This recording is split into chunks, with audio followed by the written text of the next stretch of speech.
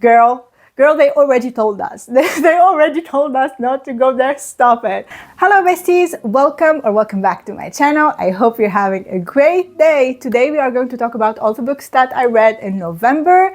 And I want to start something new. If you are interested in knowing the spice level of the book, I want to start mentioning the spice level. I think it's very useful for people who want to avoid spice or for people who are looking for more spice in their books.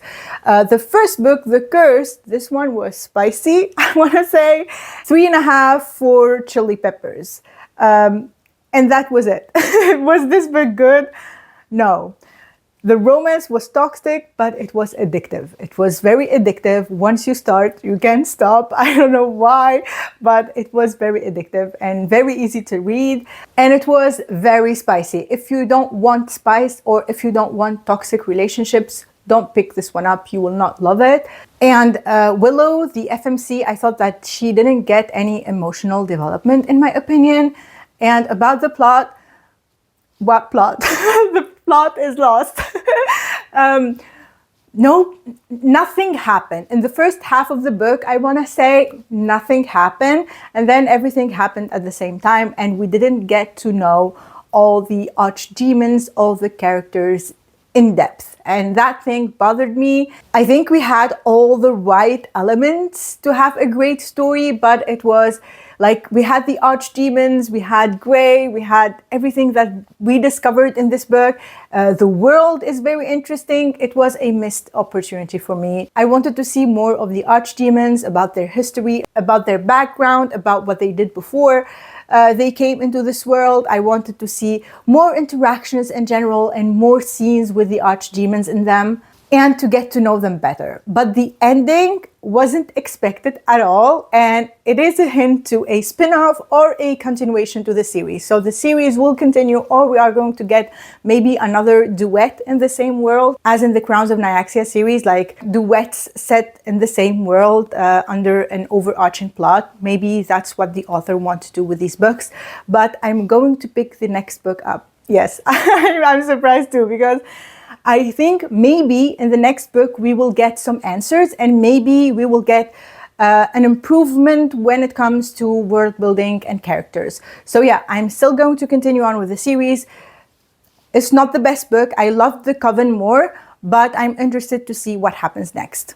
The next book that I picked up was a thriller by Riley Sager. It is called The Last Time I Lied. In this book, we are following the story of a woman. Her name is Emma. She's 28 years old and she's still haunted by something, a very terrible thing that happened to her and to her friends at a summer camp 15 years ago. She shared a cabin with 3 older girls. I think at that time she was like about maybe 13 and the girls were between 16, 17, I want to say. And one night they went outside. Emma stayed in the cabin, but the 3 girls, they went outside. And until this day, no one knows what happened to those girls. They went missing and like nobody knows. And that memory has haunted her for years. It really impacted her mental health immensely and her work and everything. And now she went back to that summer camp, the same one, as an art teacher. And she wants to get closure. She wants to know what happened to those girls. When I read the synopsis, I was instantly interested. I wanted to know what happened to those girls too. And as I followed Emma's story in the beginning, I thought that the beginning of the book was very slow. And even after the beginning, like middle of the book, everything happened so slowly in the book. It dragged, in my opinion, and that took away a lot from the thrilling emotions that we were supposed to get from the book. The ending was good. I didn't expect that at all. It was unexpected and I was very, very surprised. But besides that, I didn't enjoy it as much as I enjoyed the other books by the same author, Riley Sager. I mean, Home Before Dark, Lock Every Door, The House Across the Lake, and the only one left was A Chef's Kiss, one of the best books by him, in my opinion. So yeah, I recommend reading those instead of this one. This one, I don't know. It didn't do it for me. I think the other ones are much better. The next book that I picked up is The Trial of the Sun Queen. This wasn't on my TBR at all, but because of Bookish Books, the announcement of the special editions of this series, the Artifacts of Oranos. I mean, it is a very popular series, but is it a good idea to start the series? No. Especially for me now at this point, no. But I really loved what they did with the books, and I really wanted to get them, but I didn't want to get them before knowing that I would love them. I wanted to know if I would love the book, if I would love the writing style. So that is why I decided to pick this one up before the sale date to make a decision. And I'm happy, I'm so happy I did. This was so good. I really loved it. The beginning of the book reminded me of a dystopia world, and the plot was so intriguing and it kept me hooked throughout the book. I really loved our FMC2, Lore. She's very loyal and resolute. I loved her character. And this book has one of the things that I love the most about fantasy books. It is a trial or a competition, deadly trials. I love them. And these women are competing to become the next wife of the Sun King. So they are competing for the title of the Queen, the Sun Queen. This is like the selection, but in a fantasy world, but much, much ruthless, much dark. Really loved it. And there is minimal spice in this book too. I would say 1 chili pepper, maybe a little bit less. So if you don't like spice, highly recommend this one. And the ending, I loved the ending so much, and I cannot wait to continue on with the series. And yeah, it was a nice surprise. The next book that I read is a genre that I don't usually read. You know, I have told you about it before. I don't usually read horror, but I decided to pick this one up, The September House. I was going to vlog it, but then I started reading the book and I changed my mind. I will tell you why. This is about a couple named Hal and Margaret. They move into this house, they buy it, and they move into this house. It is a large Victorian style house, and Margaret loves it. She fell in love with the house, but there is one tiny problem. The house is haunted, and like, very weird things happen in this house, and it is called the September House because every September the walls start to bleed, like literally. It's so weird, and weird stuff are happening. In the beginning of the book, I really liked it. I was like surprised because I was discovering everything with the characters. I loved the narration of the book, but then the husband decides he's fed up. He does not want to live there anymore. I think this happened after a few years, and he wants to move out, but the wife wants to stay in the house. So they get into a fight. Hal moves out and never comes back. And like, Margaret tries to call him. His daughter, they have, I think she's about 30 years old, their daughter. She's trying to call her father and he never responds. So now the daughter moves back into the house, or like she comes to visit her mother, and the daughter is clueless. The daughter doesn't know anything about the house. They never said anything to her. And the story starts from there. What I didn't like about the book is in the beginning, it was fascinating, as I said, to discover this house along with the characters, but then Margaret got used to them, and we got their, I'm talking about the ghosts, and we get their backstories and everything, and they are not as scary as in the beginning. In the beginning, you were like shocked, but then as a reader too, you get used to them. And there's also some dark humor in the book. I enjoyed the dark humor, but it wasn't scary. It wasn't scary. And for me to say that a book is not scary, it means that it's not scary at all. It is creepy a bit in the beginning, weird, maybe a little bit disgusting too, but not scary. And yeah, that's why I didn't film the vlog, because it wasn't like a horror book for me, in my opinion. The next book that I read was Anatomy, a Love Story. And I loved the setting of this book. This book is set in the 1800s in Edinburgh. And we are following Hazel, who wants to become a surgeon, and in a world dominated by men. Basically, no woman is allowed to enter, or no woman is allowed to become a surgeon at that time. I was immersed in the story. The vibes, I loved them. It was slow. In the beginning, I thought that I was waiting until we get to the meat of it, you know, when she tries to enter the school, and then she gets the deal that she needs to study on her own, that she is not allowed to attend school anymore. And if she succeeds, then she can start her training as a surgeon. And to get to that point in the story, you need to read a lot. So I thought it was very slow, it dragged, but I loved Hazel's passion and love for anatomy and the human body and her hunger to learn new things. I loved that about her. The romance, what romance? The romance was lackluster for me. It was very lacking. Maybe like the title of the book, Anatomy, a Love Story, it is about Hazel's love for anatomy, because the romance was very, yeah, I wasn't feeling it at all.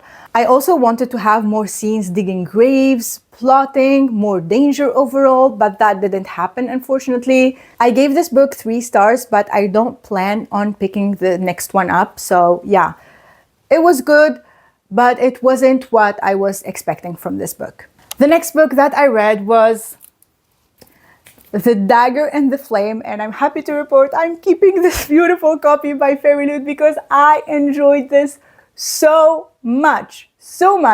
I'm happy that I hear a lot of people saying that they are starting to feel like they are growing out of YA fantasy, and I'm happy that it didn't happen to me because I still enjoy them so much. This is fast-paced, filled with action, good banter, everything good. And I'd say it is more of an upper YA than a YA. It hooked me from the first chapter and I was easily immersed in the story. Loved the magic system with the shade, the opposing guilds, the cloaks and the daggers, and the history between them. It was just a lot of fun, and the romance between Seraphine and Ransom, on point. I loved it so much. By the way, if the name Seraphine, I loved the name. Ransom, if Ransom bothers you, it's not his real name. If you read the story, you will get to know his real name and you will get to know why he was called Ransom. So yeah, if that thing, because I saw some people were like, Ransom? That's a bit weird. But yeah, you will get to know the story behind that too. I would say the thing that is missing from this book is more world building and more depth to the side characters to make you care more for them. And I hope we get that in the second book because I'm definitely continuing on with the series and I hope it gets better. So yeah, definitely a good start to the series. The next book that I read was Rewitched. This is a cozy paranormal romance with witches. I had a copy. You saw me unbox it, the Waterstones exclusive edition, but I already sold it. And I'll tell you why. Okay, this book is mainly about self-discovery, self-love, and overcoming the fear of failure. It was fun. It was cozy. It had the 90s witch vibes and all the fall vibes too. The pacing for me was a problem with this book. It was very off. It was slow, and then when it comes to scenes that you really care about, it went really fast. And the romance, to be honest, wasn't it for me. Our FMC, her name is Belle, when she was interacting sometimes with the love interest, his name is Rune, he was trying to help her. He was trying to be kind to her, and her reactions came off as mean, at least for me, and I didn't love that from her at all. There was no chemistry in my opinion, so I wasn't convinced when it comes to the romance. I gave this book 3 stars, but the more I sit with it, the more I think about it, I think it is more of a 2.5 stars. For the fall vibes, the cozy vibes, the Halloween themes, the library that she works in. Yeah, that's my opinion about this book. The next one, yes. Absolutely 100% yes, The House at Watch Hill. Oh my god. I have the feeling this is going to be an insane series, an insane fantasy, urban fantasy. This is urban fantasy. Insane. So good. The beginning for this, yes. I am so excited about this. We follow Zoe and her mother are struggling financially. After the death of her mother, she gets a call that she's the sole heir to a huge, and I mean huge, fortune. So she goes to Divinity, she heads to that town where she is going to meet the lawyer who is responsible for this fortune and everything, and gets introduced to her new home, which is a monstrosity of a mansion. A Gothic mansion, I mean, you can say castle. The thing is huge, sitting on top of a hill overlooking Divinity, the name of the city. And the only condition is she must live in there alone for 3 years in order to inherit. There is a strange red-eyed Stygian owl. There is a sexy Scottish groundkeeper. There are hidden doors, a lot of secrets, strange circumstances, and we are discovering everything as we go with Zoe. The book will get you hooked, and I love that we are following Zoe in each step. Like, we are getting every frustration and every question mark, and I was questioning too. I was Zoe in the book. I was like, I remember the scene when they told her, don't venture into the West Wing. I think it is the West Wing. Like, it is dark, strange things happen there. And Zoe was going, of course, when they tell you not to do something, then you keep thinking about it, and she wants to know what's happening there. I was like, girl, they already told us. They already told us not to go there. Stop it. And it was so exciting and addictive. Really, really enjoyed it. The plot was so compelling. The dark atmospheric vibe was on point. I am so eager to know what happens to these characters and in the story in general in the future. And of course, where the romance will go. Oh my God, I'm so excited. Yes, that's a great start to a new series. And I'm very, very excited to continue on with the series. Yes, The House at Watch Hill, a huge yes. The next book that I picked up was another success, Phantasma by Kylie Smith. Let me remind you of the pitch of this book. This book is pitched as Caraval meets Throne of the Fallen in a spicy, dark romantasy, where a necromancer needs the help of a dangerous phantom to win a deadly competition, only to find that their partnership may cause them to break the game's only rule is to not fall in love. And I'm happy to report the author delivered and more. I love when authors deliver on the pitch because this was exactly that. I loved it so much. I loved every single page of this book from the beginning. The setting, the mansion, the big mansion, the dark Gothic mansion called Phantasma where the games are held. The characters, the games, the demons, the mind games, the haunts that are in the house, the supernatural creatures, the scares that we got, everything. The vibes were immaculate, and also the OCD and anxiety representation in the book were so well done, and the narrator is one of my favorite narrators ever. Her name is Lana Horowitz. She did such an amazing job bringing everything to life. The mansion, she brought the mansion to life. I loved every single bit of it. The plot line in this book, the plot line is so addictive with the games and the levels inspired by the 9 Circles of Hell, and a lot of mysteries to uncover along the way. And Ophelia's and Blackwell's romance was scorching hot. It's not a slow burn, but the romance was so hot. I loved it. It is spicy. This book is spicy. The only reason why I gave it 4.5 stars and not 5 stars is because I want the ending to be longer. I wanted it to be longer. And I thought that it was too short. Everything happened so quickly, but apart from that, oh my God, this deserves all the hype. I ate this up. So addictive, loved it. The perfect Gothic romantasy. I really want to read more from this author, and I cannot wait to read the second book in the series. The next book that I picked up was The Half King. I had high hopes for this book.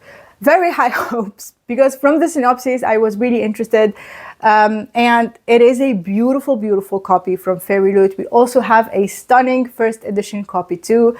So yeah, I really, really wanted to love this, but it was just okay, to be honest. It was just okay. The premise and the synopses were very promising. We have Kian, he's the Half King. He has this curse that every sunset he turns into shadow, and when the sun comes up again, he's back into his human form again. And if he turns 21 before breaking the curse, he will vanish like every Mortara firstborn before him. He will vanish into the darkness forever. And our main female character, her name is Cerise, and she was sent to the castle as the temple emissary, and she's the one that will help the king, of course, break his curse. The first thing that I didn't like about this book is the writing style. The writing is very, very simplistic, and that didn't bother me as much as everything was so convenient for our FMC. Like, these people have spent years and years, decades, you can say, searching for a solution to the curse, and no one found anything. And then Cerise comes, and after a few visits to the library and talking to some people, she finds the lead conveniently, and they start their journey to try to break the curse. And also, I didn't buy the romance. I don't know. It kind of happened. Cerise's character, she's very docile, she's very gentle, and I want more fire from the FMC. That's my preference. The banter wasn't there. We didn't have a lot of discussions between them. The romance felt flat for me. So yeah, unfortunately, I didn't enjoy this to the point that I want to keep it. I will, of course, be unhauling this book, and yeah, that is just sad because I thought that the premise was very interesting and I really had high hopes and I wanted to love it. I really did. I really wanted to love this, but unfortunately, didn't work for me. And yeah, that was it for me today. If you made it this far, leave me the purple heart emoji, and please watch one of these videos. That helps me out a lot, and I will see you in my next one. Bye!